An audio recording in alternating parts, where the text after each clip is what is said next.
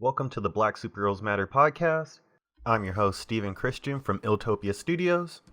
Today on the podcast, we have Gabriel Johnson, aka King Gabe of Miracle Comics, and you can follow him at Miracle_Comics76.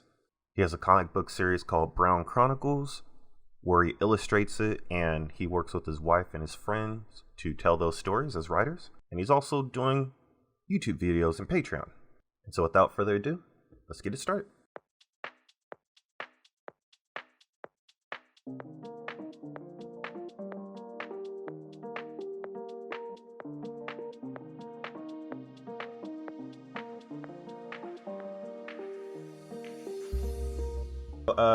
Thanks for joining me on the podcast, and really appreciate you just taking the time to kind of chop it up with us. But how's everything going with you? Going pretty good. About as well as it can, what's going on, but it's still good. Yeah. It's one of those times. It's one of those times that we'll look back in history and be like, man, that was crazy. Glad it's over, but that was crazy. Mm-hmm. Yep. Most definitely. Yeah. And so, how has it been navigating the whole like lockdown and quarantine thing? Has this sort of impacted what you do with your work or anything like that?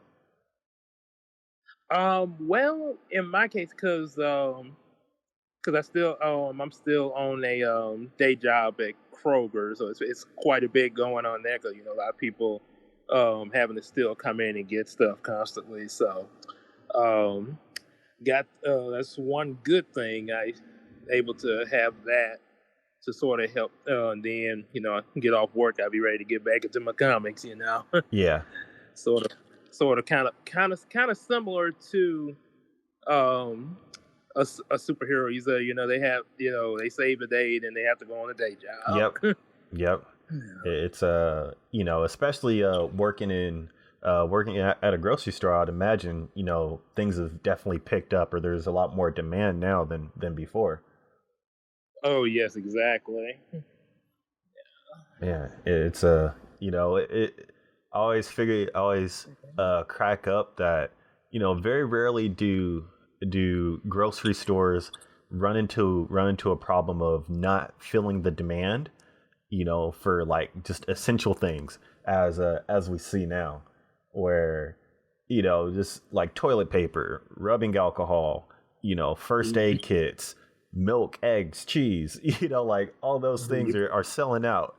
And they're definitely getting that. Oh, I mean, they was especially what you said about which I know about the toilet paper. They were when the thing first started. Yeah, and it's just like who would have thought toilet paper?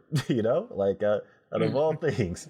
But that it's the free market is funny that way, to where people were finding success with simple soaps.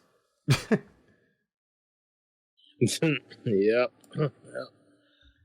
Yes, indeed. Oh man. And so with you, kind of give us a rundown of what you do as a creator. Well, at the moment, they started. I've been doing it. I've been kind of like drawing, writing little stories ever since I was little and everything. But I really got like down as far as publishing. In 2011, I started with a novel series. It was Heroes of Dreams, sort of like a superhero type thing, sort of watching the MCU and stuff like that. So kind of was trying to do my own thing with that, and it would have like pictures here and there that I did with colored pencils back then. But in 2017, that's where I really feel like I began to make more of an impact, because I had gotten a hold of Photoshop and everything, and now, and next thing you know, I was like, well, I could make some comics with, and first it was just going to be like a comic version of what I started in 2011 with Heroes of Dreams, and then it turned into its own thing with what was called the first thing I did was Star Striker series, which 7-year-old kid, Samuel Princeton, wanted to be a superhero to prove he could be a crime fighter like his parents, which, over a detective agency. Next thing you know, that's how he dons the cape and cowl as Star Striker. And had 6 issues of that. And as I was writing that, started Miracle. Matter of fact, Miracle Comics is pretty much like our DC and Marvel. Like they have multiple heroes under their universe. So Star Striker was the first one. Then my wife, Christina, she brought forth Bubblelina. She started writing that, and I illustrated that for her for her first 3 issues so far. Also, our little nursery student, Laneesa, she's like middle school now, but she liked what we were doing and wrote something up of her own acts for me to help her illustrate that, which was a cat fairy called Dorah. And right now, the Star Striker series is now continuing in another series called Brown Chronicles, which is basically focused on this little plush dog that I grew up with back in the 90s called Brownie. And there's sort of little stories with him. And it also is going to integrate, as the series goes on, Brown Chronicles is going to integrate more of Star Striker within that series, along with a lot of other ideas that I've had pretty much over the course of my life there. Okay. Sort of like a big universe. Oh yeah, it sounds like it sounds like one of those DC and Marvel like comic event series where there's a whole lot of different like tie-in issues, and you have issues that focus on particular characters, and then there will be like cameos from other characters and other issues. It's it's a very dynamic way of telling stories without having to compromise other characters throughout the story. I've always been sort of engaged and interested in that since my introduction to the Marvel Civil War series, where it was like, it was like 108 issues across, all their different properties that tells one succinct, all-encompassing story, and that sort of like model really like inspired me to think outside of just like, having a book for one character and another book for another character. They all sort of intermingle and intertwine. And so, seeing that you're doing that, it's my hat's off to you, because it's really, it can be difficult to navigate that from when I've tried to do it. And so, what sort of like got you into really exploring this outside of really just I suppose a hobby, because if you have multiple series and you're working with your wife and other creators, I mean this goes beyond just being a hobby. Well, basically, outside of the hobby, like you just said, I know back in high school, and there's another friend of mine that's involved with this now, but she's real good friends with me and my wife, Casey. We did a lot of role playing back in high school there, and there was a lot of stories came up from there. There was a lot, and then there were stories that I came up with even before I met her, and leading up to now. What kind of started, as far as like just triggered the idea, was basically Star Striker really started the whole thing, because it started with just making comics with him after the Heroes of Dream thing. And funny thing, how Star Striker came into existence in the first place was 2004 when I watched Static Shock.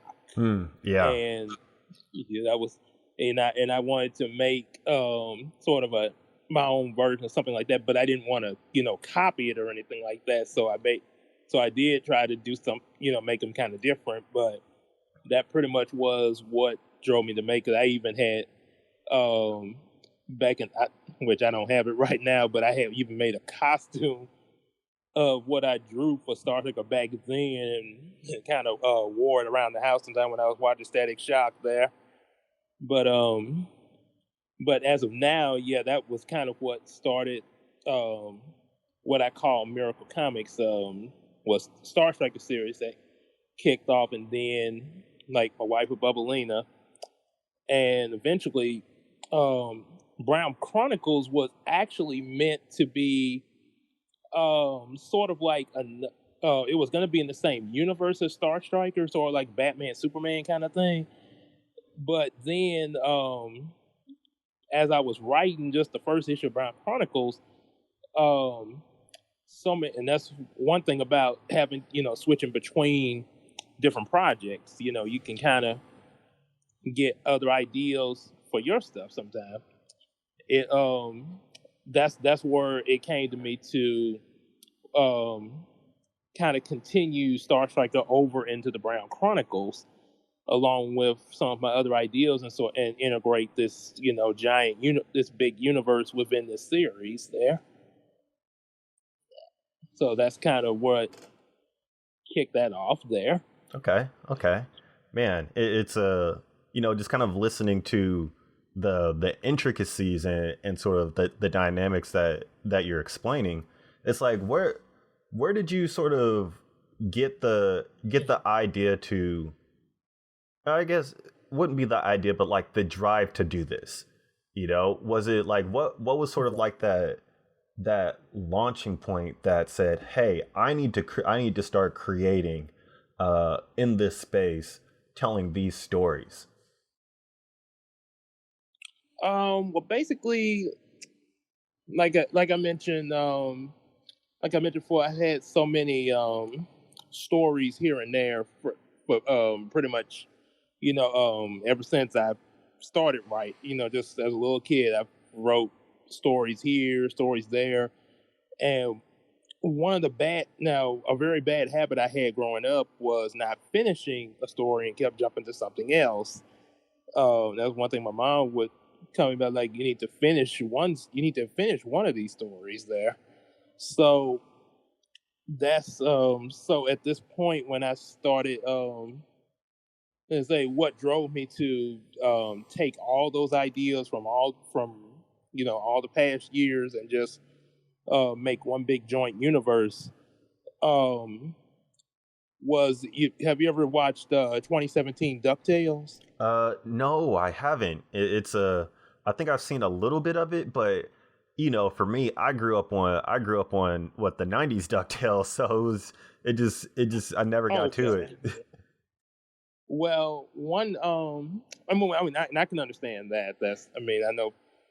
But one thing about the reboot versions, after the first season, they teased that one of their other Disney afternoon shows, which was Darkwing in the same universe, brought that forth, and then they started bringing forth integrating other properties like Goof Troop and Chippendale and stuff like that, all within this made this sort of like a Ducktales shared Oh universe. yeah. And that kind of gave me the idea, like, well, all these little stories I've written are pretty much in my head, and trying to separate them into different different things, they sort of would fall. But if I join them together in one they're like interact with each other as a narrative, then they would be strong, because like I say, they all come out of my head. And with the other writers like my wife and Laneesa, see, that's now those are other two different universes over there. So, but anything all coming out of my head could be part of a joint universe within Brown Chronicles. Okay. Okay. And so how long have you? So how many volumes have you produced so far? Brown Chronicles. I'm working on the second issue, so I've got only one of it out. The Star Striker, I've got 6 issues of it out, and there's 3 issues of my wife's Bubblelina comic, and we've got the first issue of Laneesha's Dorah comic. We just haven't they haven't ordered any copies yet. Because of the they're waiting for the quarantine to lift before they order anything because it just came out. Yeah. Uh, Yeah. Yep. Unless there's like a big demand for it or something like that, then yeah, probably would have to for that there. Okay. And so, really, like, how has like you mentioned that because of the coronavirus, like it's sort of halted the printing and the production of some of the stuff that you already have sort of finished. And so like when it comes to like conventions and getting the book out there, has like the coronavirus and everything sort of like halted some of the plans you were hoping to see happen with the stuff you're working on? Well, not it. Well, it hasn't really like affected me creating the stuff there, but some things it has affected, like one, we always usually sell some of our books at Walnut Hill Elementary over here in Shreveport, which they during their field day, and since the school was closed, so we can't do that. We couldn't do that this year. And one thing that's supposed to have been coming up, but we're not sure if it's still going to happen or not. The Geek Con that they started doing yearly over here in Shreveport, and I had been looking forward to going to that for the first time, and it's no way of knowing if that's still going to be a thing there. Yeah, it's we're definitely in this sort of unforeseen, uncertain, indefinite sort of world when it comes to that. Because one of the things that like I've appreciated about conventions is that for Black creators, it really gives us an opportunity to like get in front of people and really show the stories that we're working on, and connect with people that are looking for the things that we're creating that we connect with. And with this whole, with the coronavirus and with all the social distancing things and all of events getting canceled, it really is like impacted sort of the market for Black creators to thrive, to where the areas that like we see often more of the success in, we just don't have access to that right now. And so I'm like always curious to see like how people are responding and reacting to that when they're trying to, when they're on the tail end of finishing the creative stuff, and they all the avenues they've invested in just kind of fell through and aren't available right now.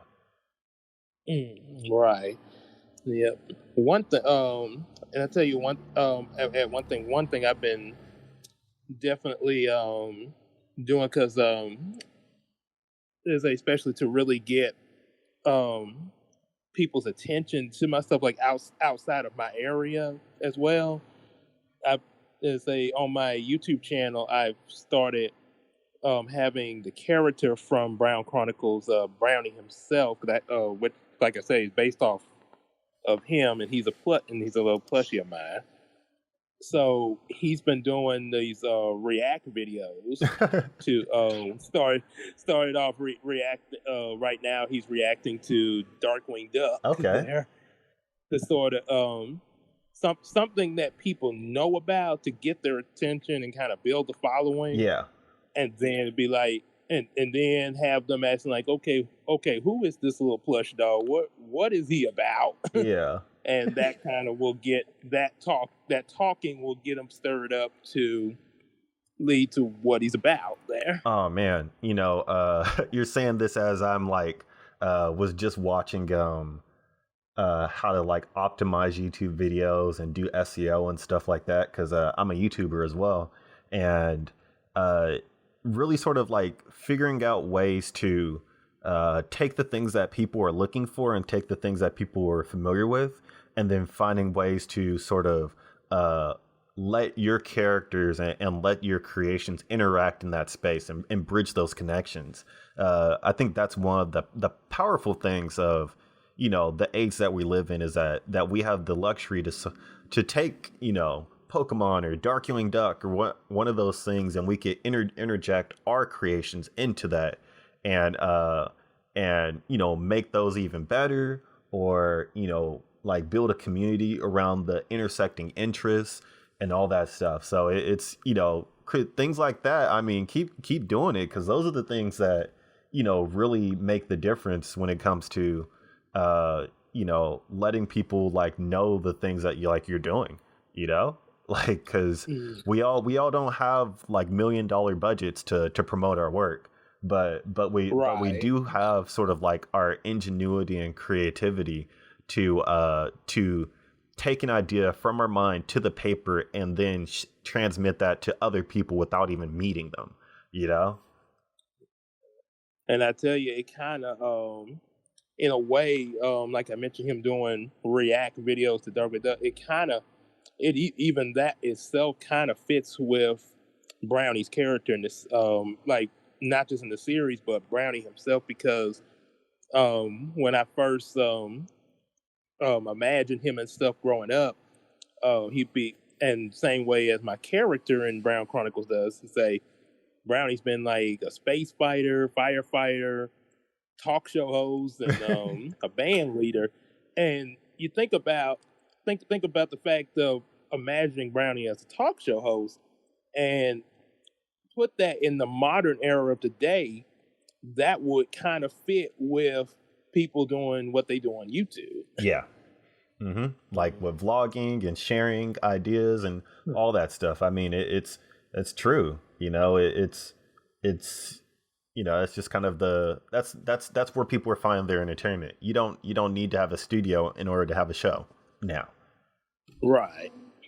Like it's man, so like what are like some of the resources that you look to for inspiration when you're doing all this stuff? Because obviously, like even though you create in comics, you're thinking about how do my characters exist in the YouTube space, outside of the paper, so like where, like, was this something that like you've always explored or thought about, or was there sort of like an inspirational piece that or something that you've experienced that has sort of like steered you into this route?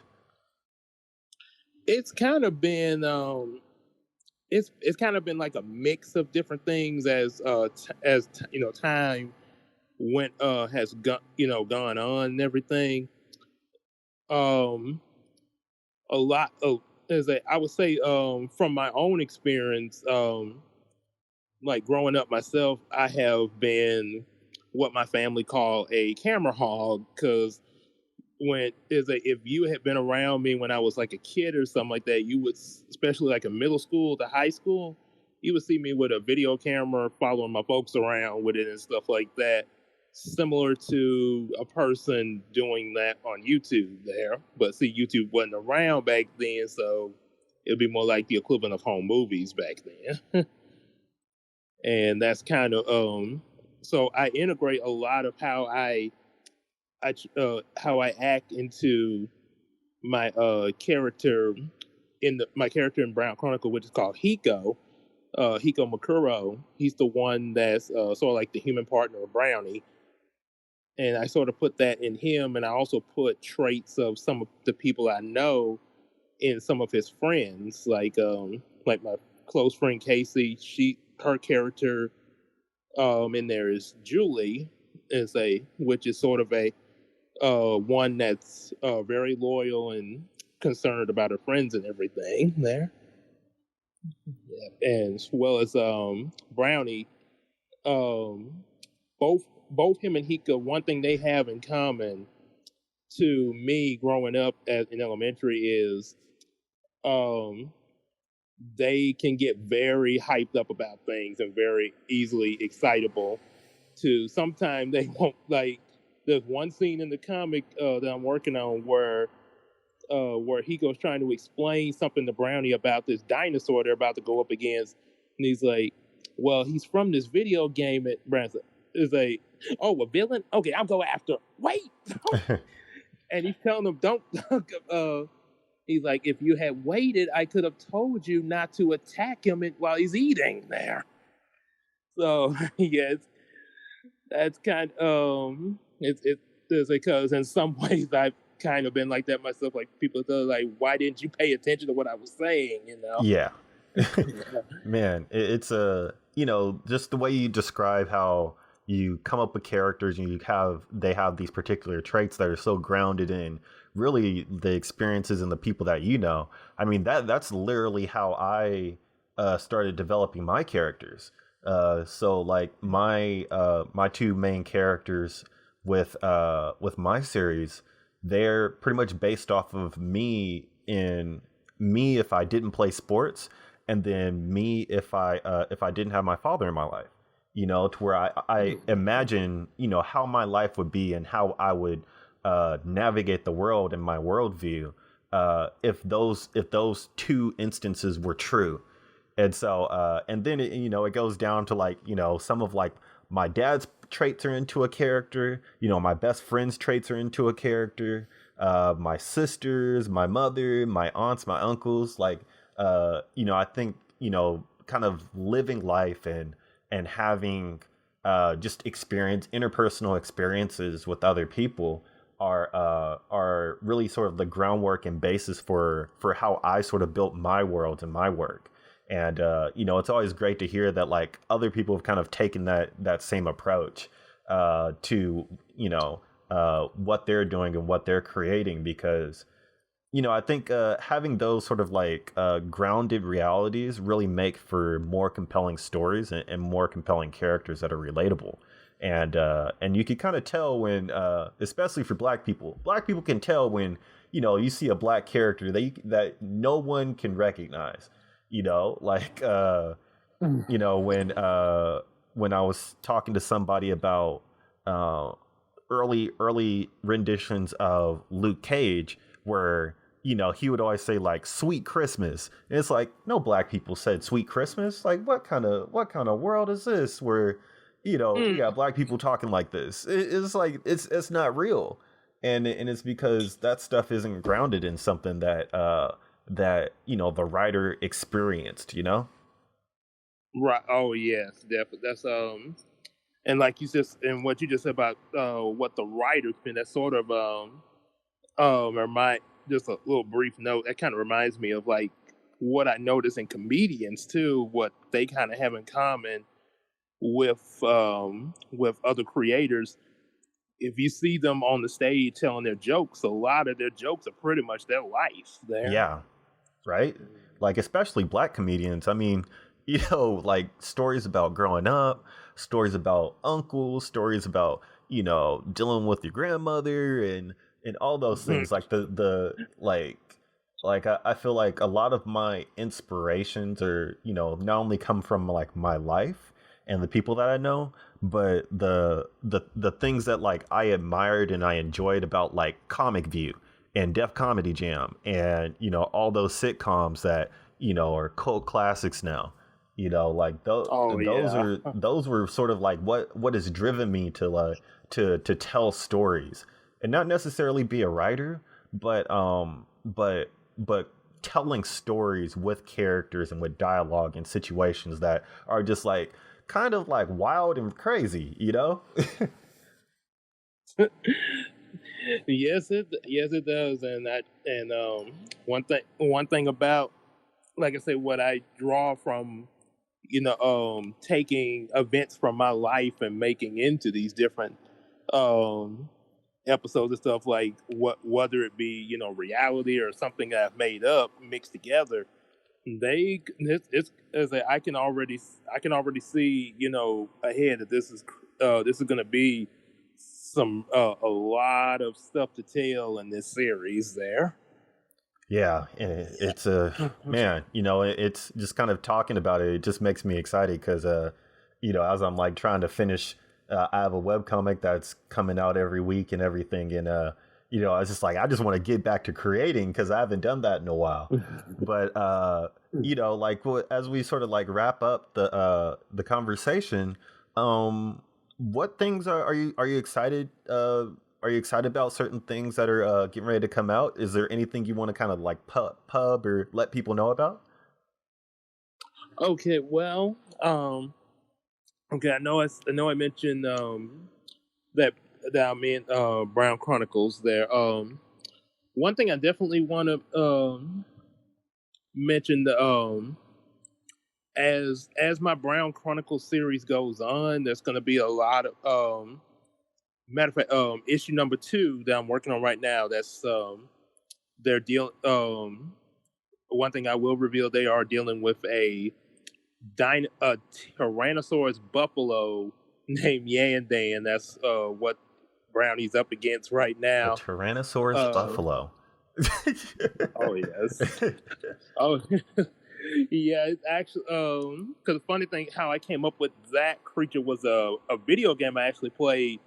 A lot of people don't know about this game, Star Tropics 2 from Nintendo, and there was a monster on there, and I kid you not, the name because the monster was in a prehistoric level of the game, so the cavemen called him Yum Yum in the game there. And so I took that and I made because he I took that and made like a combination between a dinosaur and a buffalo, and he actually eats these other buffaloes that are in the field. And so that's what they're up against in there. And the next threat that I have playing after him that Brownie and his friends will have to deal with is they'll be in this abandoned grocery store that'll be turned into a maze and having to try to deal with all these different traps and obstacles that are set up by another creature called a Nuba skull, which is like this skull with sort of an Egyptian wear on them there. Say, and it's gonna be pretty scary in there. Okay. Yeah. Okay. Yeah, nice. And so when do you have an idea of when this is going to be dropping? The one that I'm working on now, I'm planning to have it at least by the summer because had like I said, had a little bit of a writer's block and some things going on, but I should have that out this summer. Then of course I got to illustrate the 4th book from my wife series, and probably should be back on the 3rd issue in time for the between fall and winter. Okay. Okay. Nice. Yeah. Definitely be on the lookout for that. And, just excited to see just all the stories that you're going to be coming up with and YouTube videos and all that stuff, because, what you're doing is really something that I feel a lot of creators should be really considering is making the characters that they create grounded in reality, in sort of a pseudo reality that implements like YouTube videos and implements all these things as if they exist in the real world. Right. Because another stream of revenue is YouTube money, or another stream is YouTube, and YouTube it's the number 2 search engine. It's so like, who wouldn't like to get more eyes on their stuff just by just sort of playing with the algorithms and playing with the things that people are already searching for. And so, I just for what you're doing, I would only imagine that, as you continue to do it, it only works in your benefit. Right. And one thing I definitely like to let everybody know, like you meant about YouTube, definitely be also looking out for more of because Brownie he's going through the entire well, actually, volume 1 and 2 of Dark, because we could not find any of the other volumes. That was the two that were available to order was 1 and 2. So he's going to go through all the episodes in those first 2 volumes. So be definitely look out as we upload those. I would say at least once a week, maybe twice, but at least once a week there. Okay, for sure, for sure. Yeah, if you guys are, in to see some Darkwing Duck and, see those cult classic Disney Channel cartoons, definitely check it out. And again, I really appreciate you taking the time to hop on the podcast and just giving us a great conversation, dropping some knowledge for us, sharing a little bit of what you're doing, and really some like approaches that I think people that are creating or hovering around creating definitely can consider and check out. And so I just really appreciate the time, and hopefully through this podcast we'll be able to build community around the things that you're doing as well. All right. Yep. Yeah. I definitely appreciate you reaching out to me there. Oh yeah, for sure. And so without if there's anything else, I'll leave you to be, and keep creating, stay safe, and we'll be in contact. All righty then. So I appreciate that. Oh yeah, definitely. And so have a good one. All right, you too, man. Yeah. See it.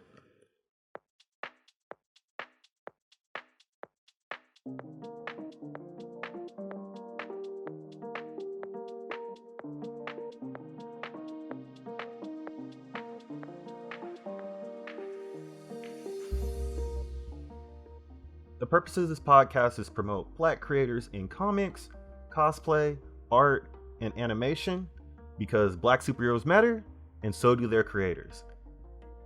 You could follow, rate, subscribe to the Black Superheroes Matter series on Instagram at Black Superheroes Matter, on Facebook at Black Superheroes Matter. You can go to our website, blacksuperheroesmatter.com, or you can subscribe to this podcast on any podcast platform at Black Superheroes Matter. So again, my name is Stephen Christian, and I hope you enjoy the rest of this series.